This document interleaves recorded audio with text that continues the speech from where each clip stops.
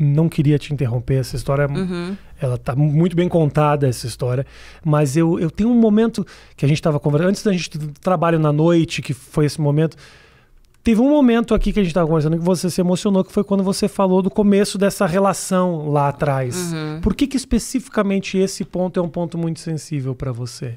Porque, desculpa te interromper. Na verdade, assim, quando mexe muito na infância, é muito difícil, né, Rafa? Porque eu acho que tantos problemas no nosso futuro são evitados quando você tem uma base, entende?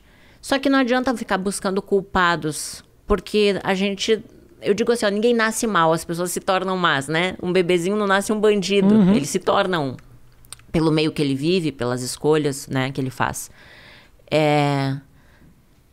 Com 21 anos, eu escolhi me prostituir. Aos 15, não eram as minhas escolhas, entende? Eu vivi o que o meio tinha para me oferecer. Então, falar disso não é escolher, porque eu escolho as coisas ruins e eu vou colher as coisas ruins. Mas você já nascer no meio de coisas ruins é muito difícil. Claro. Então, falar disso é bem difícil, sabe? Quando eu fui fazer o livro Morri para Viver, foi muito difícil. Porque foi mexer em coisas que é difícil de falar. Pô, imagina você vai falar que tua primeira relação sexual foi com o teu meu irmão. Eu já declarei que o primeiro orgasmo que eu tive foi com o cachorro da vizinha aos 11 anos, porque a vizinha trouxe o cachorrinho para fazer sexo oral em mim. E são coisas que eu falo, 11 anos. São coisas que eu falo, Rafa, por quê? Porque me trouxe culpa há muito tempo. Durante muito tempo, a culpa, ela estava me matando. Falar sobre isso e ajudar as pessoas que ainda vivem esses traumas. Com certeza, entende? Claro. Porque a sociedade, ela é uma sociedade que ela te cobra ser o melhor, ter o melhor, ser o mais inteligente, ter a melhor faculdade, né? Como se você fosse só valer algo se você tem aquilo que o mundo fala que você tem que ter. E, na verdade, eu sou uma pessoa que não sou nada no mundo, entende? Mas eu entendi que, às vezes, quando a gente fala sobre determinados assuntos, você ajuda a curar feridas. Quando você fala o que você sofreu, você tira um peso de dentro de você, você tira uma pedra que muitas vezes te leva à depressão. E você escondeu essas histórias durante muito tempo? Esconder durante muito tempo. Então, hoje eu entendo, escrevendo livro, fazendo acompanhamento com psicólogo, com psiquiatra, eu consegui entender que, na verdade, muitas das minhas emoções estão relacionadas à minha infância, né? Estão relacionadas aos meus traumas, à rejeição. Eu sempre tive muito medo da rejeição. Então, eu já rejeitava com medo de ser rejeitada. Eu não conseguia ter relacionamentos duradouros com homens porque eu fui abusada sexualmente, então eu não conseguia confiar em homem. Então, eu vi que muitas coisas que aconteciam na minha vida era uma bagagem que eu levava, uma mochila nas minhas costas. Então, quando eu fiz o livro Morri para Viver, foi justamente botar esse lixo para fora, sabe? Foi entender que, assim, eu não posso mudar o passado. Claro. Ele existe. Só que eu posso fazer novas escolhas, entende? Eu não sou aquilo. Eu vivi aquilo, sim. Por algum momento eu vivi e fui isso, mas hoje eu decido não ser mais. E acho que é importante que você também entenda que foi um passado duro, que não dá para simplesmente desconsiderar de que você realmente sofreu, porque não basta só você falar, é você também entender o significado. Me parece que o fato de você entender que o seu passado foi duro faz com que você consiga olhar para frente melhor. Porque também só contar essa história de uma maneira quase que não tivesse acontecido com você, também não sei se daria o mesmo resultado. Eu acho, Rafa, que todos nós, a gente tem um propósito, sabe? No mundo, sabe? Eu acho que Deus é vivo, que Deus existe. E Ele dá essa oportunidade pra gente, assim, de aprender. Eu acho que tudo que a gente sofre, a gente aprende. E hoje, olhando tudo que eu passei, eu vejo que mesmo a dor ensinou. Talvez se eu não tivesse passado por tudo que eu passei, eu não seria a pessoa que eu sou hoje, entende? Eu não teria os valores que eu tenho hoje. Eu precisei sofrer, eu precisei passar por tudo isso. Quando hoje eu converso com uma mulher que já passou abuso e ela ainda não conseguiu perdoar, eu consigo saber o que ela sentiu, entende? Não é fácil perdoar. É muito difícil. Você tem a sede de vingança, você Eu costumo falar que quando a gente tá com mágoa, a gente tá tomando veneno esperando que a pessoa morra. Então você tá criando vários tipos de doenças, tanto psicológicas quanto físicas, por alimentar esse sentimento ruim.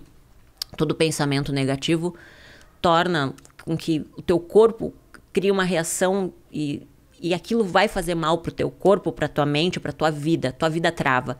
E você só você pode fazer as escolhas, entende, Rafa? Você pode aceitar ou não, você tem que escolher. Todos os dias você vai plantar algo. E a semente, ela não vai dar o fruto naquele dia. Talvez você vai colher daqui 10, 15, 20 anos aquilo que você plantou. Claro. Então, a gente tem que ter autorresponsabilidade também. E aprender a se perdoar. Porque a gente não é obrigado a saber se vai dar certo ou não. A gente vai ter que passar por aquilo. Às vezes a gente acerta e às vezes a gente erra. Então, a vida é um privilégio. Sim.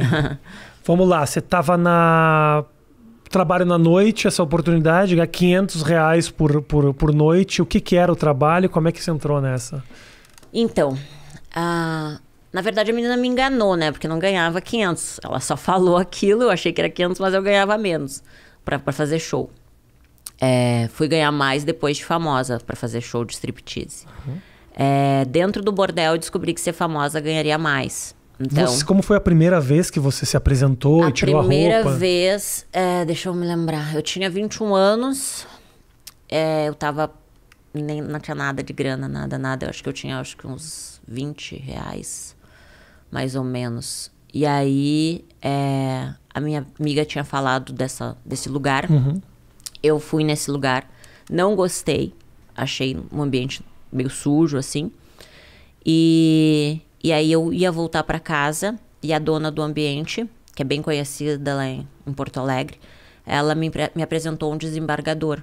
Ela disse, não, esse aqui é um cliente da casa, super gente boa, conversa com ele e tal, não sei o quê. Aí nisso ele me ofereceu carona para ir para casa e eu morava na Coab, lá no Rubem Berta. Eu sei onde é. E aí... Talvez eu seja o único entrevistador da sua vida que você vai dar essas referências, eu sei o que você tá falando.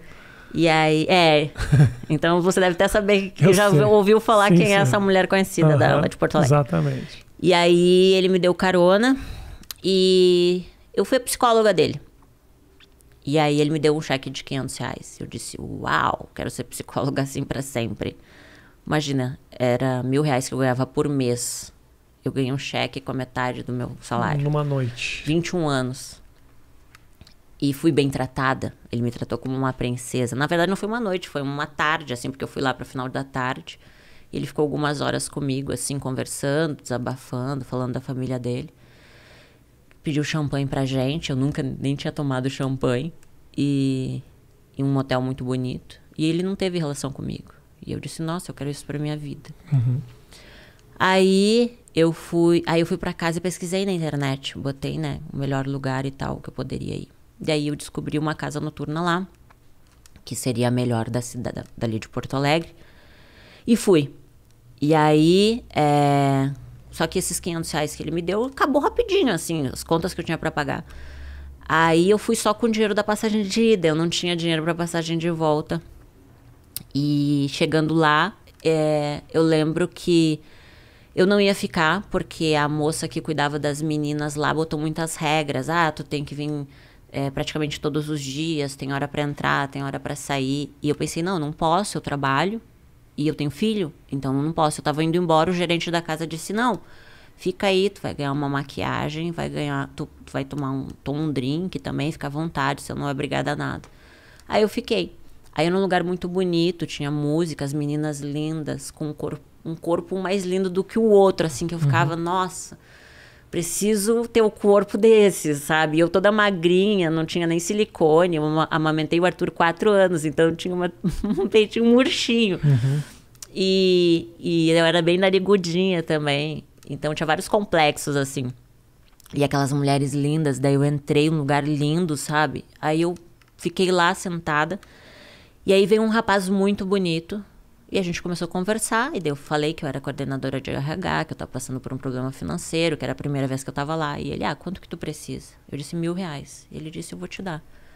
Aí eu disse, quero mais isso. Aí eu acabei tendo relação sexual com ele, foi muito bom. Cara, nossa, lindo, educado, cheiroso, me tratou como uma princesa. E eu ganhei R$1.000.